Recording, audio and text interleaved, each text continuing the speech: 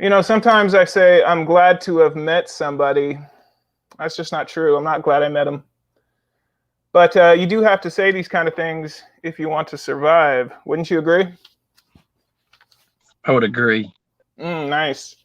Thank you for joining us tonight. Welcome to Cujo and Doc in the Rye, apparently in the sedan as well.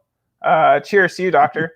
I think tonight we're just going to be talking a little Catcher in the Rye, some Salinger, and discussing some Catcher bot tweets, oddly enough.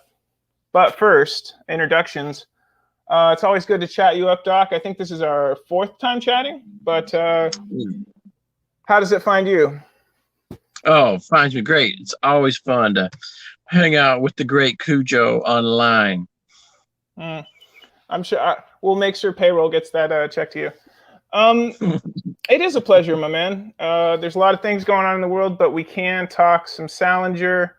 But first, let's just catch up with some current events. If I'm not mistaken, you're now a resident of the East Coast. Is that accurate? Yeah, I'm way out on the East Coast. I've been hanging out in Savannah, Georgia. All right. So yeah, quite a bit different. Give me a little bit of compare and contrast, Midwest to, I guess, East Coast, I suppose, a little south. Savannah has to be one of the prettiest towns in America. You got the live oaks going across the streets, and the Spanish moss hangs down, and it really feels like almost like a fairy world or something when you drive through the streets of downtown Savannah.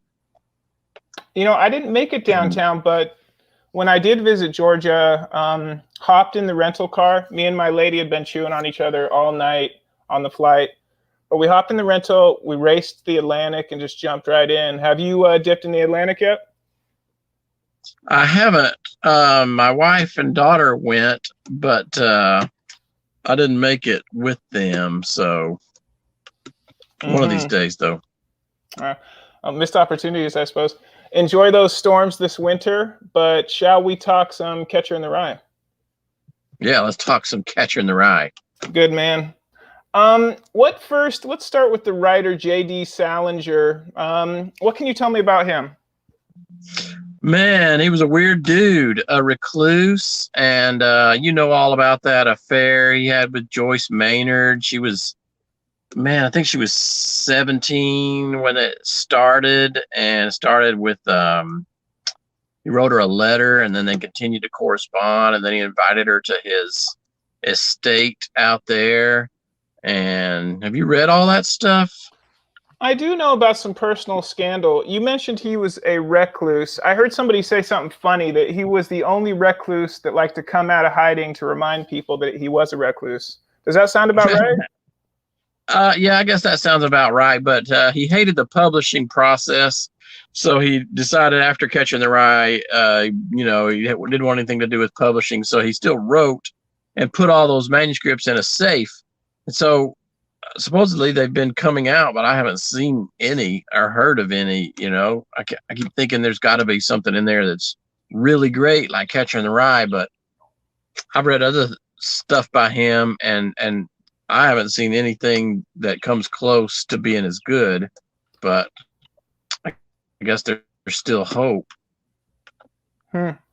Well, and, he met Hemingway in World War II.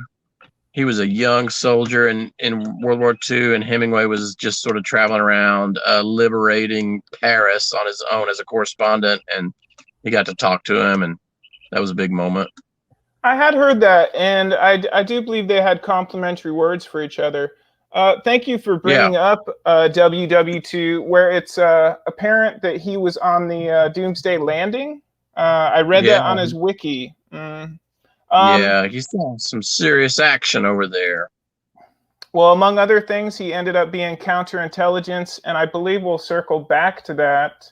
But before we get too deep on his secrets, what about Catcher in the Rye? What can you tell me about that book?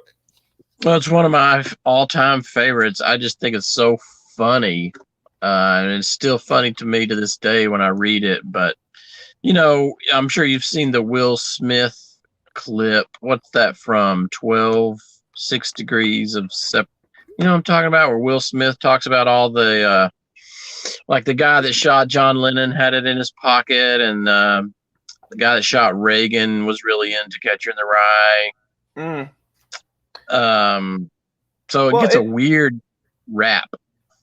Indeed. It has been censored several times over, and we'll get there in just briefly 1 second. But it's worth mentioning that as of the early 2000s on Wiki, apparently it's sold 10 million copies worldwide. So cheers. But let's do that. To bring up some current events, I believe you and I talked a little bit of Squid Game previously. So in the spirit of that, shall we do a little bit of Squid Game? Why was it censored? With some over/under on the Catcher in the Rye. Are you feeling like playing a game for your life, Doctor? Yeah, I'm always up for that. Okay, there's gonna be 3 questions, over/under. I'll give you a number, and you tell me if it's over/under. It's the 3 biggest swear words in Catcher in the Rye. So over/under. Holden Caulfield says "goddamn" 213 times. I think you're under. I think he says it more than that. Good man, knows his stuff. Second question is bastard 60 times, over or under? I'm gonna guess he says it less than 60. It looks like you've survived, but let's just do the third for just for. Okay, Christ's sakes 33 times, over or under? Over. Actually under, 2 under, 31. But hey, you made it out alive. Nice. You get all the prize winnings, and that leads us to our first catcher bot tweet. Goddamn money. It always makes you blue as hell. Doctor, why? Why does money make you sad?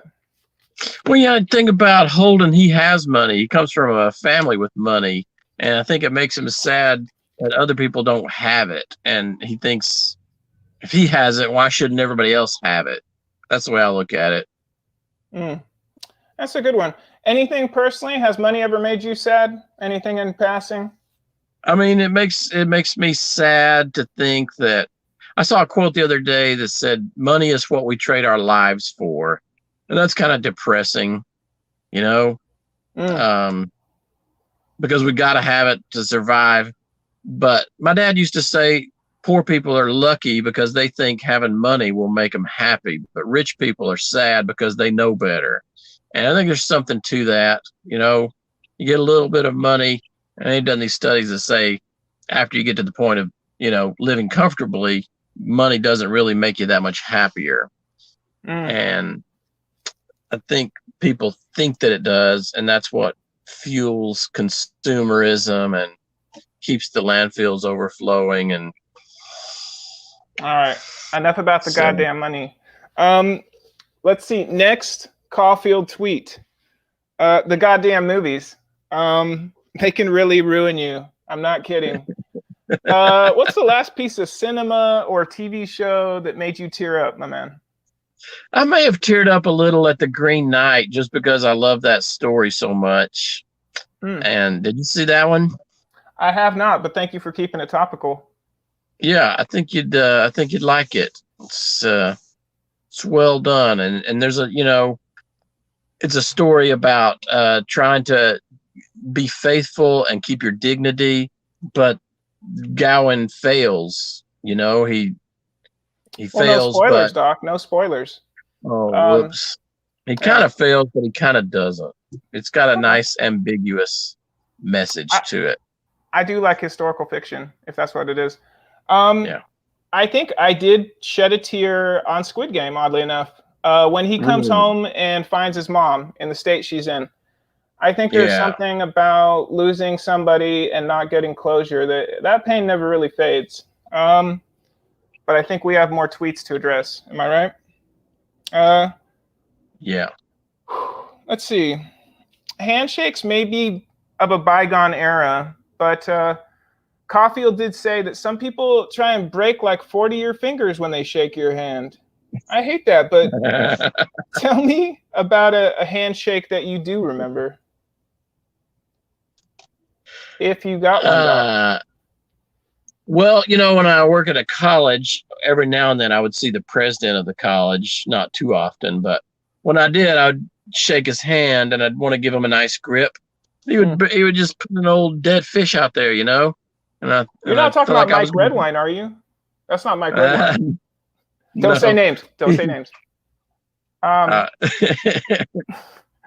That's fair. That's fair. But sometimes, important people in a position of prominence don't really give you the grip you'd expect. Huh. Interesting. I can't explain it. These colorful observations obviously coming from a very informal proceeding. I am one of your hosts, Curtis Harrod. And of course, across from me, retired professor of literature, Dr. Blake. I think my most memorable handshake, and I'm going to remain a little ambiguous, but I had really scorched the earth of this network I wrote about in this media. Nice dome lighting, by the way. And I ran, I think Stephen King said it best when he said, writers are known by their words, not their face. So somebody can meet you and not know. Same with podcasters. So I did meet this guy at a convention, and I said, by the way, I'm this person. This dude was stacked. He's good at what he does. He could have knocked me out right there. But no, it's good. It's a damn good handshake. And you know who you are. Cheers, brother. You're one of the best. Let's see. People always clap for the wrong reasons, Doc. Holden knew that. So do we. That might be my favorite quote in the whole book. It's strong. It's strong. It's just so true, right? Well, you don't have to go negative. Give me a reason to clap, or a reason you wish people would stop clapping. I mean, I guess by clapping he means appreciate things, and I wish people would stop clapping at Marvel movies. And I'm down with the comics. Oh, great. Here we go. My nickname in 6th grade was Spider-Man, and all I did is draw comics when I was, 6th, 7th, 8th grade. I drew them for my friends, so I love the comics. But these Marvel movies are killing movies, I think. So stop clapping for them. All right. I think I will go genre, just like you did. I'm going to clap for the G.I. Joe community. That's right. You heard me. There you go. One of the best crowdfunding communities. I know the last 5 projects I've seen in that network all met within like the first couple of days. So if you're a G.I. Joe fan, it might be time to turn up. You heard? Let's see. Next question. I can be quite sarcastic when I'm in the mood. I don't know. We've been pretty salty so far, but you want to get sarcastic about anything topical? Just briefly. I mean, the low-hanging fruit right there is what a great president Uncle Joe Biden has been, right? Made a lot of people NASCAR fans rooting for Brandon. Yeah. Yeah. I mean, I guess the state of this country, right? What a wonderful country this is, and I don't know, the politics, and I can't say that it's just amazing. Yeah. I would also like to celebrate our leaders who are doing such a great job and not revealing themselves to be just crony business people with a lot of authority. Great job, guys. Yeah. We're winding down, brother. We're winding down only at 14 minutes, but maybe the fastest 14 minutes in Catcher in the Rye history. Let's slow it down. Let's talk about somebody important. Holden once tweeted, "Mothers can be slightly insane." You got a crazy mom story? Oh, yeah. Yeah, my mom fits that description, I think. I don't know if she would agree or not, but I know you like to draw. when I was a kid, I was very much into drawing, and at an early age, I think. And sometimes my dad would draw for me. Drew a horse one time, so I thought, wonder what my mom would draw if I asked her to. I wonder if she's a good artist. And so I remember I asked her to draw a horse, and she said, "I don't want to draw a horse." I said, "Oh, come on, just draw a horse. Let's see what it looks like." She's like, I don't feel like it. I don't like to draw. I was like, well, just draw a horse really quick. So she drew one. Her heart wasn't in it. And I remember she gave it to me. I was probably 4 years old, and I took it off, took it behind the couch, snuck back in there, and wept because it was so terrible. And I felt so sorry for her because she was such a bad artist. Damn. Low effort, mom. Probably cherish that picture now. It's probably framed somewhere. I know. I wish I still had it. I got a crazy mom story. I do. With the assist from my sister, who just filled in the blanks a couple days ago. My mom was living out west, up in Santa Rosa, and she experienced an earthquake back in the 60s. And I remember her telling me that she looked out the window and it looked, the sidewalk looked like an ocean wave.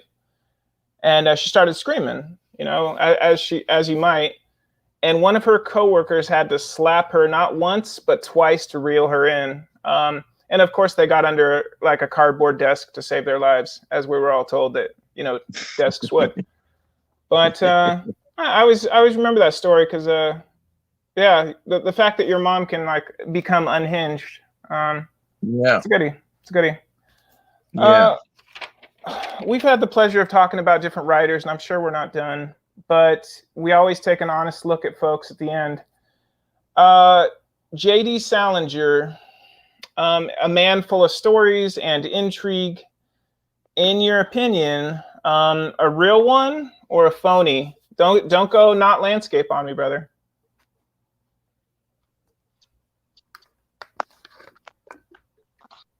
Sorry about that. Well, we're still recovering. There. Sorry. In the field correspondent, Dr. Blake.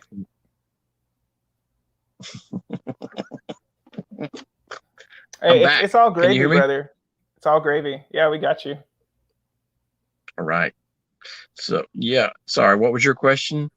Salinger? Question is JD Salinger a real one to you or ultimately a phony? You know, I think of him as a one-hit wonder, but I think of a lot of writers like that. To me, even, I don't know, even Fitzgerald, I've never read anything that compares to The Great Gatsby. But, I mean, Catcher in the Rye is for the ages as far as I'm concerned. But a sick individual, like a lot of writers, you know, probably if you look at what he did, he should be canceled. Like pretty much all writers should be canceled by today's standards. But I just always thought you should look at the work and concentrate on that and not get too caught up in the flawed human being that created the work. That's an interesting little microcosm. He wrote a book about somebody who got canceled, essentially. So maybe that preempted, made it like an infinity box. He's probably fine. Yeah. That's fair. I think taking a little look at him today, his story feels grandiose to me. And there is one thing. He is counterintelligence. And apparently he fell in love, while they were clearing out Germany, he fell in love with Air Fraulein. I don't know if you caught that. Ended up sneaking her back into the U.S. That smells a little paperclip-ish to me. So there you are. Final question, and maybe the most important. How do you remain relevant, true to yourself, and not become a phony? Oh, that's a good one right there. Had to do it, brother. Yeah. Boy. It's tough because Holden pretty much sees everybody as a phony, and I think he equates adulthood with phoniness, you know, because a little kid can say whatever he wants, and people just think it's funny or write it off. But an adult has to be careful, and it does make you a little bit phony because you don't always say, in fact, you usually don't say what you really want to say as an adult. You can't. You know, if you did, they'd probably lock you up someplace. So it's just, I've talked about this with a lot of students, you know, and students say, I believe in keeping it real. I always keep it real, but I'm not sure people keep it as real as they think they do, because if your wife asks you if she looks fat in this outfit, you better be ready to say, no, you don't, no matter how you feel, right? Because there's a time for phoniness, duplicity, hedging the facts. I don't know. What I do you think a think? lot of people would say the time for phoniness probably stopped in 2020 when we had perfect vision. I think that's a good place to wrap it. Of course, we're real ones. No phoniness here. And That's right. It's always good to chat you up, Doctor, even when you have a cell phone doing somersaults. I appreciate you. Sorry about the lighting. Actually, you know what? It's mood lighting. I'll take it. I'll take it. And right. of course, to the one individual in here, appreciate you. And to all of those that will catch this in the replay, I'm glad to have met you guys. Cheers. That's right.